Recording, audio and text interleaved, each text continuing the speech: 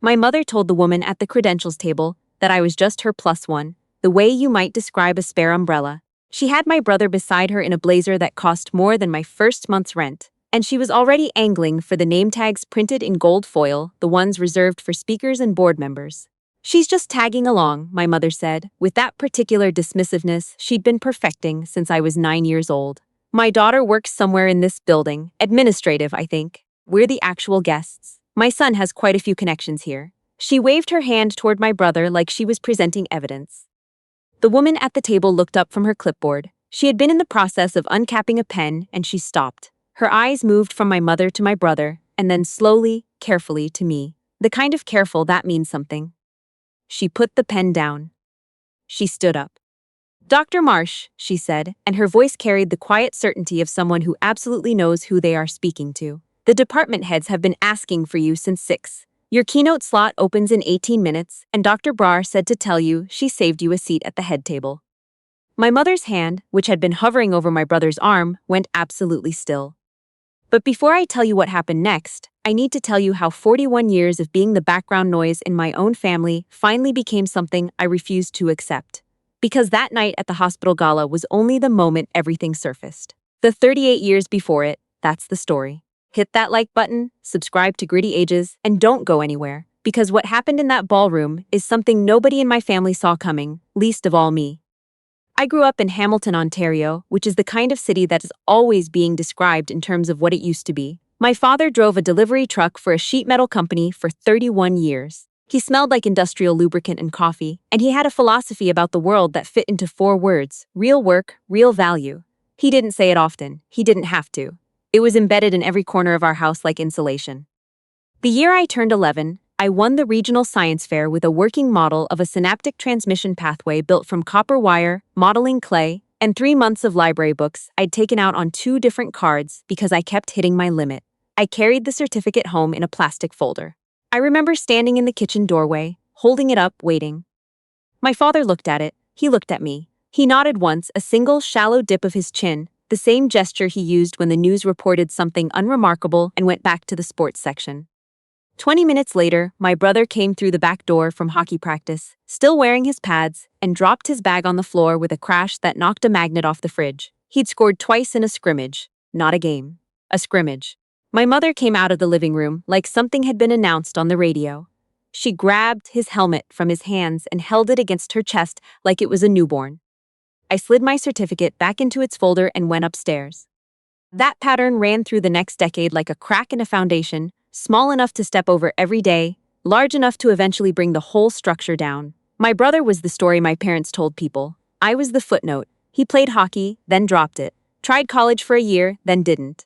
Moved back home at 23 with plans he described in great detail and executed not at all. My parents orbited around his potential the way people orbit around a fire, too close and unwilling to admit it was mostly smoke. I got into McGill's Faculty of Medicine at 22, one of the harder admissions in the country. I told my mother on a Tuesday evening, standing at the kitchen counter with the acceptance letter still folded in my hand, heart going faster than it had any business going for someone who was supposed to be calm about good news by now. She was wiping down the stove. She didn't stop. "Medicine," she said, in the tone she used for things she'd already decided the ending of. "So you'll be in school for how many more years?" She folded the cloth in half. "Your brother is looking at a business opportunity right now, a real one. Something that could actually support a family." My brother was at that point considering joining a friend's online supplement company that sold powders with names like Alpha Prime Ignite. It did not survive the year. I moved to Montreal in September with 2 suitcases and a student loan and did not cry until I was past Oshawa on the 401. Medical school hollowed me out and rebuilt me in ways I still don't fully understand. Residency in neurosurgery at Toronto General was 4 years of sleeping in on-call rooms that smelled like hand sanitizer and institutional carpet, of learning to be steady when everything around me wasn't, of understanding that the human brain is both the most fragile and most resilient thing we know how to build. I fell in love with that paradox. I built my career around it. My family built their lives around me in a different way. It started, as these things do, small. My mother's furnace went in February. I covered the cost for $200 because February in Hamilton is not a negotiable situation, and because I was a doctor now, and that's apparently what that meant. Then my brother's first business, a landscaping venture he'd incorporated after watching 3 YouTube videos, Accumulated $18,000 in debt before he dissolved it in the same quiet way you let a gym membership lapse. I covered the debt. Then my sister-in-law, who my brother had married in a ceremony I helped pay for with a loan I knew would never come back, decided their kitchen needed renovating. I sent $14,000 in 2 transfers, both marked temporary, please repay when you can, both of which were apparently filed somewhere my sister-in-law considered a permanent archive. There was a text one February. I was 3 hours into a 12-hour surgery, a 29-year-old man with a glioblastoma in his temporal lobe, my hands working inside someone's skull in the most literal sense, and when I checked my phone during the handoff, the notification on the screen was from my mother. Your brother needs $9,000 by Friday. His partner is threatening to pull out of the deal. You're working anyway, so this shouldn't be an issue. E-transfer is fine. She sent it the way you'd ask someone to grab milk. I stood in the hallway outside or 7 in my scrub cap and my shoe covers, and I read it twice. Then I put my phone back in my pocket, told myself I would think about it later, and went back in to finish the surgery. The man with the glioblastoma survived. He sent me a card the following Christmas. I still have it. I sent the $9,000.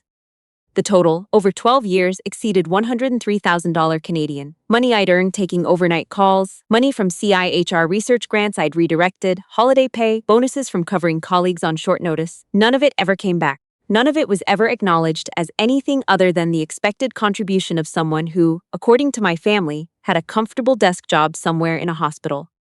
They genuinely did not know what I did.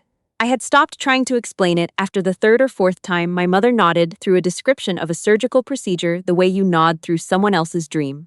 They knew I was some kind of doctor. My brother once told his friends I was a GP. I let it stand. It was easier than watching their eyes glaze over when I said the word neurosurgery, and I had spent so long being invisible in that family that the habit of smallness was the only shape I knew how to hold. Then came Christmas Eve at my mother's house. My brother was in the kitchen wearing a new button-down that I knew, because my sister-in-law had texted me asking if I could spot them for it. I had technically purchased. He had been describing his newest company, a medical device consulting firm, for the better part of 40 minutes. He'd been building to something, the way people do when they're proud of a lie they've been rehearsing. He set down his wine glass and looked at the room with the particular satisfaction of someone about to say something they've been saving. I've been in talks with the head of neurosurgery at Toronto General, he said. Dr. Marsh, she's connected. If she signs off on recommending our product line to the procurement committee, we're looking at a contract in the mid-6 figures. She's basically already on board. I was sitting directly across from him, holding a cup of tea with both hands, and I watched him say my name the way you might watch someone step off a curb without looking. My mother looked at him with the expression she reserved for things she considered indisputably correct. Then she looked at me. Her eyes went, as they always did, slightly flat.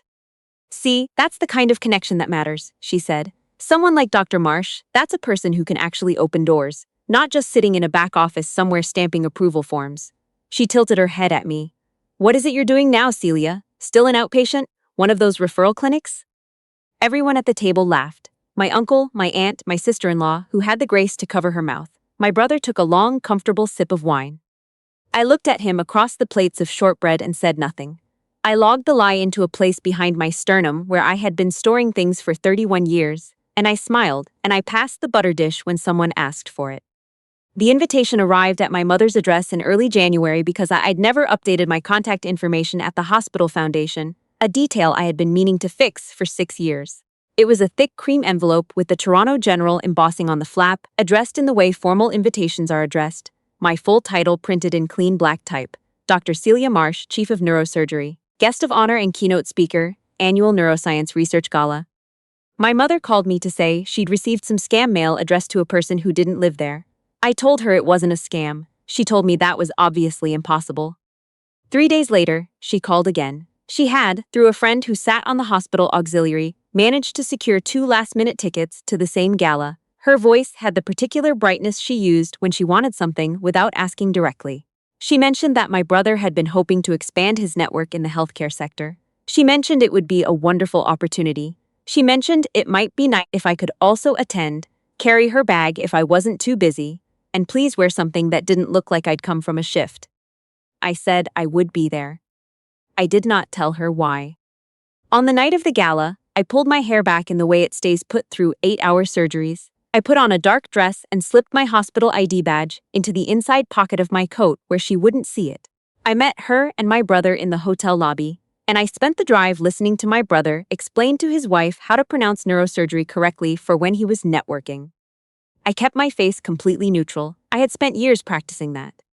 The credentials table was just inside the main doors, staffed by the Hospital Foundation's events team. My mother swept toward it in her good camel coat. My brother adjusted his cuffs. I stood one step behind them, which is where I had been standing my entire life.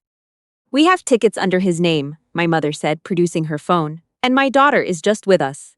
She works somewhere in the building, administration, I believe. She won't need a speaker's badge or anything like that. She's just tagging along. She didn't look at me when she said it. She never did."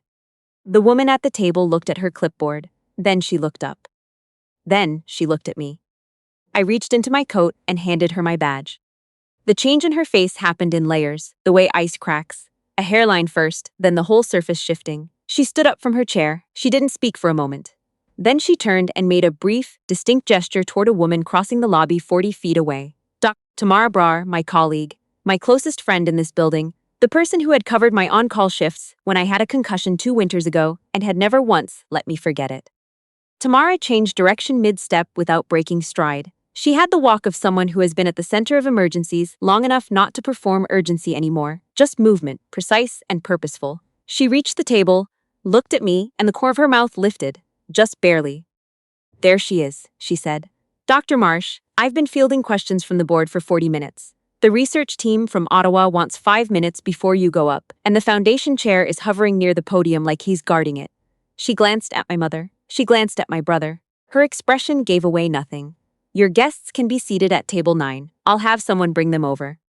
The air inside my mother's chest left all at once. I watched it happen. She drew in a breath that was audible from where I was standing, and her hand, which had been resting on my brother's forearm, curled into the fabric of his blazer.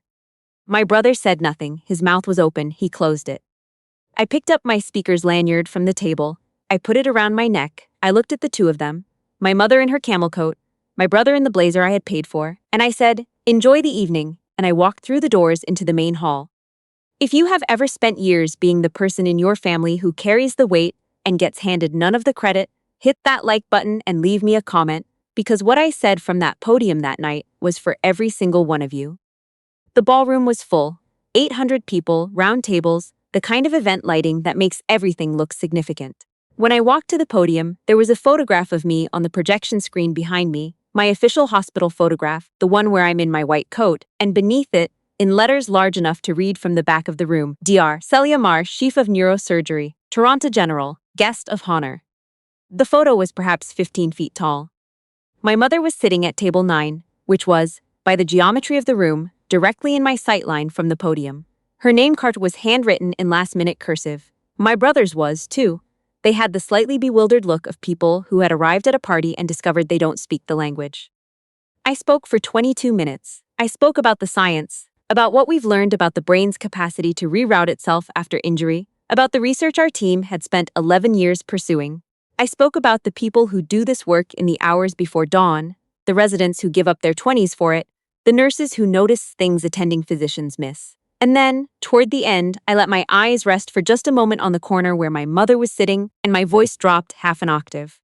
"The most important research I've done," I said, "has never been about what the brain can survive. It's been about what it costs a person to stay invisible by choice, and what it finally takes to stop."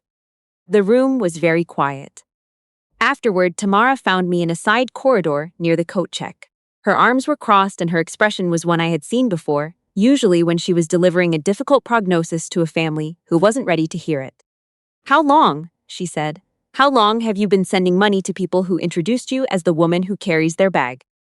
I started to say something about context and history and the complicated arithmetic of family. She stopped me with a look.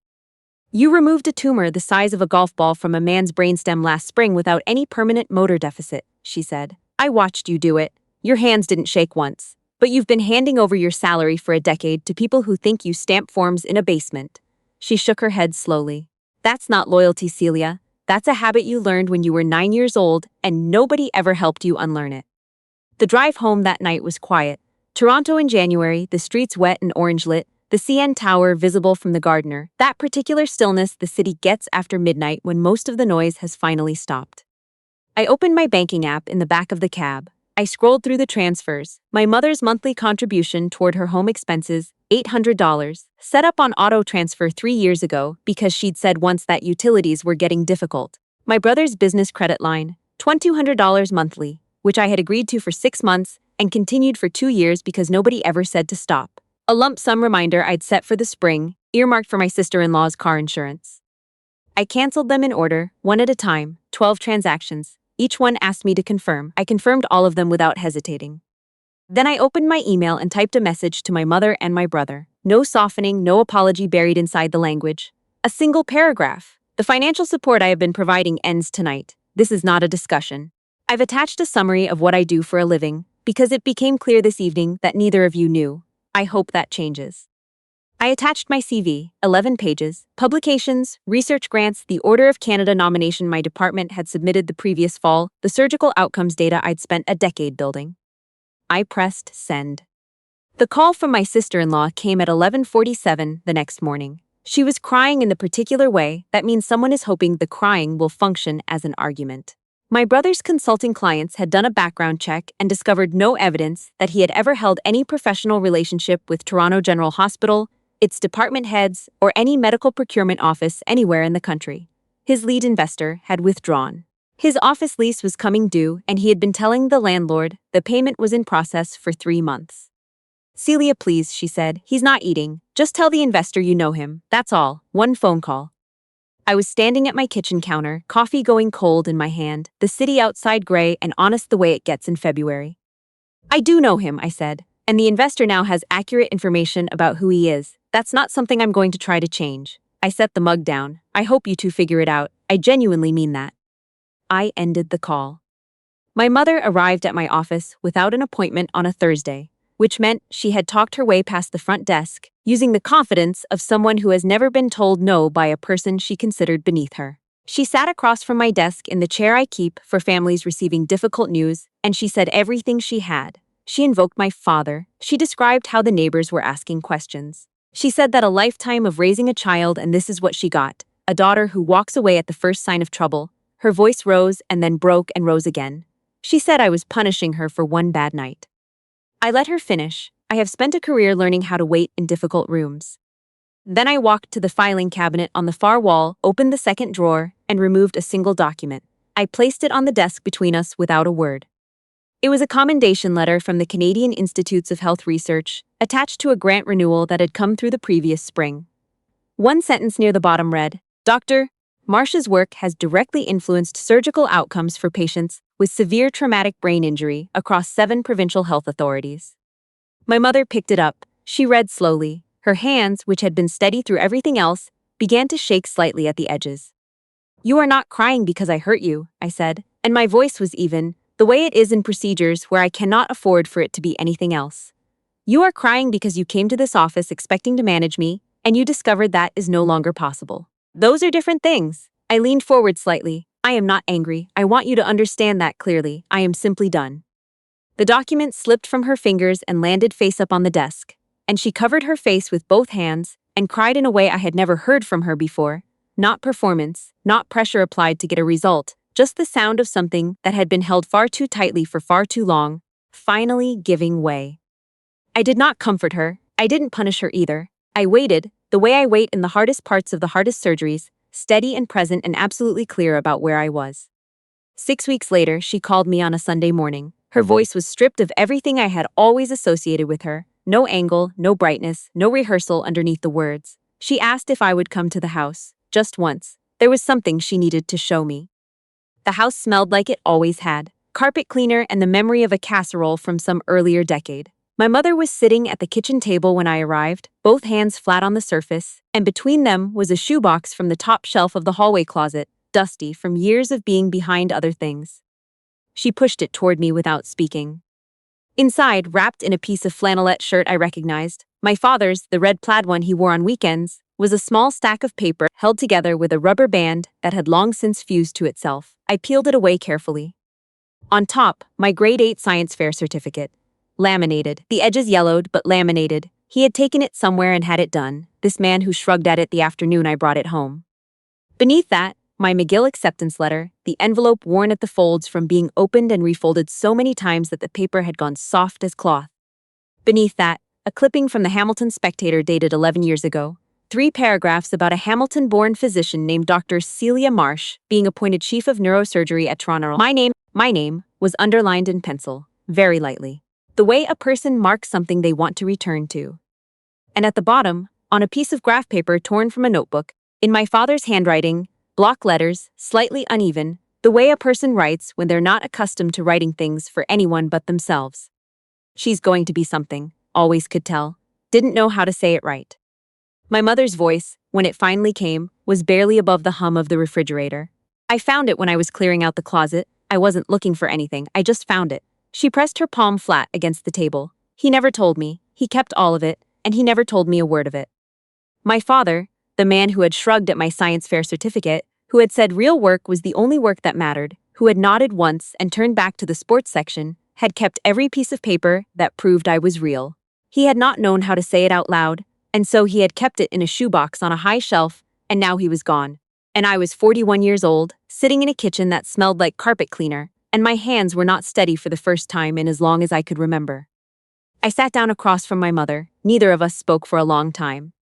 She asked, eventually, the question I had not seen coming. Why did you let me do it, all those years? Why did you keep sending the money and never say anything? I thought about it the way I think about difficult problems, not rushing to the answer, just holding the question until it shows me something. Because I thought making myself small was the same as keeping the peace, I said. And I spent so long making myself small that I forgot I was the one choosing to do it. I set the note down on the table between us. I taught you who I was. I showed you over and over that I would absorb it. That's not entirely on you. She didn't argue. She sat with it. And for the first time in my memory, she let something difficult simply exist in the room without trying to move it somewhere more comfortable. The summer gathering was at her house, the same backyard it had always been, the garden that always needed more work than it got, the folding table that had been folding since the mid-90s. But the living room was different when I walked in. The wall where my brother's things had lived for 3 decades, his hockey participation ribbons, the plaque from a business networking group that no longer existed, the certificates from activities he'd started and left behind, was completely bare. Every nail hole exposed, every pin mark visible in the plaster like a kind of honesty the room had never had before. My brother was already there when I arrived. He was standing in front of that wall, with a level in one hand and a picture hook in the other, and his hands were not entirely steady. He had called me 3 weeks earlier to ask if he could have a copy of the newspaper clipping and the research commendation. He hadn't explained why I had sent them. He hung them side by side, stepped back, adjusted the level by a fraction, and drove the nails in. He didn't look at me while he worked. He didn't say anything. There was nothing much to say that the hammer wasn't already saying more clearly. Then, on a separate nail, thick, the kind my father would have chosen, he hung the science fair certificate, laminated, a little faded, unmistakably real. Every person in that room watched him do it. My uncle, my aunt, my sister-in-law. Nobody made a joke, nobody looked at their phone, nobody looked away. Before we sat down to eat, my mother pushed herself up from her chair at the head of the table. She held the back of it with both hands, the way you hold something when you need to be certain you won't drift. I want to say something, she said to the room, to whoever was willing to hear it. This is my daughter. Her name is Celia. She is the chief of neurosurgery at Toronto General Hospital, and she has spent her career doing work that most people couldn't understand, and I certainly didn't try hard enough to. She stopped. She looked directly at me. I didn't see her. I had every reason to, and I chose not to. I'm not asking you to forget any of it. I'm asking you to let me do it differently now. The room was quiet enough to hear the neighbor's lawnmower, 2 yards over, moving steadily back and forth. It was not an erasure of 38 years. It was not a reset. It was 23 words said out loud, in front of people, by a woman who had never once found it easy to admit she was wrong. I know the difference between performance and truth. I have been studying both my whole life. It was truth. Weeks later, I stood alone in my office after the last round of evening rounds. The city dark outside the window, the ward sounds muffled through the closed door. I picked up the framed copy of my father's note. I'd had it framed, the graph paper and all, the penciled block letters and the soft creases where it had been folded and kept, and I looked at it for a while. I used to believe that endurance was the same thing as strength. I used to believe that absorbing punishment without reacting was discipline. I spent 38 years in my own family as an expert in both, and not once did either of them produce what I actually needed, which was simply to be seen by the people who were supposed to see me. The people who read your title will always respond to your title. That part is uncomplicated. The people who are supposed to love you, that's a different thing entirely. It requires them to choose to look at you clearly, and to keep looking even when what they see asks something difficult of them. My father chose to look and kept what he saw in a shoebox on a high shelf because tenderness was a language he never learned to speak out loud. My mother chose to look at 72, which is late, but not too late. I chose to stop disappearing. That part was mine. If there is someone in your life who has spent years treating your accomplishments like furniture, present, useful, never worth acknowledging, I want you to know something. The moment you stop making yourself small to protect their comfort is not a betrayal of anyone. It is the first honest thing. It is the only ground anything real can be built on. That's the lesson. It cost me 38 years and one night under ballroom lights and a shoebox from a hallway closet to learn it. I hope it costs you considerably less.